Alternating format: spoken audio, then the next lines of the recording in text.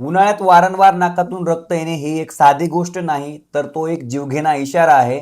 चला तर जाणून घेऊयात नाकातून रक्त येण्यासाठी काय काय कारणीभूत घटक असतात किंवा एपिस्टॅक्सिस म्हणजे काय. जर तुम्हाला या आजाराबद्दल सविस्तर माहिती जाणून घ्यायची असेल तर हा पूर्ण व्हिडिओ बघा, जेणेकरून तुम्हाला अत्यंत महत्त्वाची माहिती मिळेल. नमस्कार, मी विकास राठोड. घे उंच भरारी आपल्या मराठमोळा यूट्यूब चॅनलमध्ये सर्वांचं स्वागत आहे. मी पोस्ट ग्रॅज्युएशनमध्ये लठ्ठपणा कसा कमी करावा याच्यावरती रिसर्च केलेला आहे आणि मी एक प्रोफेशनल फिटनेस ट्रेनर आहे. तर मित्रांनो, आज आपण नाकातून रक्त येणे म्हणजेच एपिस्टॅक्सिस म्हणजे काय, नाकातून रक्त येण्याचे काय काय कारणीभूत घटक असू शकतात किंवा नाकातून रक्त आल्यावर काय काय चिन्ह लक्षणं दिसू शकतात आणि जर आपण नाकातून रक्त आल्यावर जर व्यवस्थित उपचार केला नाही किंवा जर तसंच रक्त येऊ दिलं तर काय काय कॉम्प्लिकेशन आपल्याला फेस करायची वेळ येऊ शकते, अशी महत्त्वाची माहिती आपण आजच्या व्हिडिओमधून जाणून घेणार आहोत. तर हा पूर्ण व्हिडिओ बघा, जेणेकरून तुम्हाला अत्यंत महत्त्वाची आणि ऑथेंटिक माहिती मिळणार आहे. नाकातून रक्त येणे ही एक कॉमन कंडिशन आहे, परंतु वारंवार नाकातून रक्त येत असेल हा एक डेंजर इशारा असू शकतो. नाकातून रक्त हे कुठल्याही वयामध्ये येऊ शकतं किंवा जर आपण जास्त प्रमाणात जर उन्हात फिरलेले असाल तर आपल्या नाकातून रक्त येऊ शकतं. अशा वेळेस आपण ENT सर्जनला दाखवणं अत्यंत महत्त्वाचं आहे, जेणेकरून वेगवेगळे कॉम्प्लिकेशनला टाळायचं असेल आणि वारंवार कॉम्प्लिकेशनला फेस करण्याची वेळ येऊ द्यायची नसेल तर आपण लगेचच डॉक्टरांकडे जाऊन व्यवस्थित उपचार घेणं अत्यंत गरजेचं आहे. तर आता आपण पाहूयात नाकातून रक्त येण्यासाठी काय काय कारणीभूत घटक असू शकतात. यामध्ये मुख्यत्वे दोन कारणीभूत घटक आहेत. एक म्हणजे लोकल आणि दुसरं म्हणजे सिस्टेमिक. लोकल म्हणजे ट्रॉमा.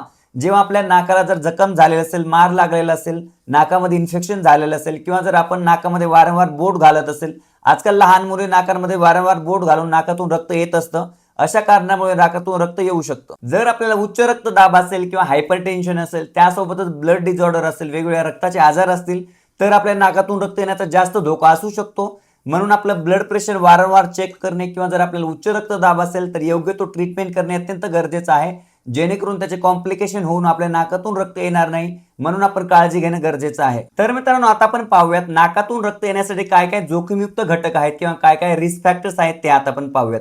जर तुम्ही कोरड्या वातावरणात राहत असाल तर तुमच्या नाकातून रक्त येण्यासाठी जास्त शक्यता असू शकते. त्यासोबतच जर तुम्ही वारंवार नाकात बोट घालत असाल, तुम्हाला जर ब्लड प्रेशर वाढलेलं असेल, तुम्हाला जर अल्कोहोल कन्झम्पशन करण्याची सवय असेल किंवा तुम्ही जर स्मोकिंग करत असाल, या सर्व कारणांमुळे तुमच्या नाकातून रक्त येऊ शकतं. म्हणून तुम्ही अल्कोहोल कन्झम्पशन करणं बंद करणं गरजेचं आहे. त्यासोबतच स्मोकिंग बंद करणं गरजेचं आहे आणि तुमचं ब्लड प्रेशर मेंटेन ठेवणं गरजेचं आहे. अशा पद्धतीने जर तुम्ही काळजी घ्याल तर तुमच्या नाकातून रक्त येणे हे तुम्ही थांबवू शकता. तर मित्रांनो, आता आपण पाहूयात नाकातून रक्त येत असेल तर काय काय चिन्ह लक्षणे दिसू शकतात. ज्या व्यक्तींच्या नाकातून रक्त येत असेल त्या व्यक्तींना चक्कर येणे, डोकं दुखणे किंवा त्यांची त्वचा एकदम थंड पडणे किंवा शॉकमध्ये पण अशी व्यक्ती जाऊ शकते किंवा त्यांना ॲनिमिया होऊ शकतो. म्हणून मित्रांनो, नाकातून रक्त येत असेल तर लगेचच जवळच्या हॉस्पिटलमध्ये जाऊन व्यवस्थित उपचार करणं अत्यंत गरजेचं आहे, जेणेकरून वेगवेगळ्या कॉम्प्लिकेशन आपण टाळू शकतो. तर मित्रांनो, आता आपण पाहूयात नाकातून रक्त येत असेल तर काय काय प्रथमोपचार करण्याची गरज आहे. जर एखाद्या व्यक्तीच्या नाकातून रक्त येत असेल किंवा लहान मुलाच्या नाकातून रक्त येत असेल तर अशा व्यक्तींना सरळ बसून थोडंसं पुढे वाकवणं गरजेचं आहे आणि 10 ते 15 मिनिटापर्यंत नाक दाबून ठेवणं गरजेचं आहे, जेणेकरून जास्तीचं रक्त वायाला जाणार नाही. म्हणून आपण अशा प्रकारची काळजी घेणं गरजेचं आहे. तसेच अशा व्यक्तींच्या नाकावरती बर्फाचा शेक देणं गरजेचं आहे किंवा मागे झुकू नये म्हणून आपण काळजी घेणं गरजेचं आहे, जेणेकरून मागे झुकल्यावर ते रक्त आपल्या फुफ्फुसामध्ये जाऊ शकतं आणि वेगवेगळे कॉम्प्लिकेशन आपल्याला फेस करण्याची वेळ येऊ शकते. म्हणून आपण अशा प्रकारची काळजी घेणं अत्यंत गरजेची आहे. तर मित्रांनो, आता आपण पाहूयात ज्या व्यक्तींच्या नाकातून रक्त येत आहे, जर प्रथमोपचार करून जर नाकातून रक्त येणं बंद झालेलं नसेल तर त्यांना काय मेडिकल मॅनेजमेंट करण्याची गरज आहे ते आता आपण पाहूयात.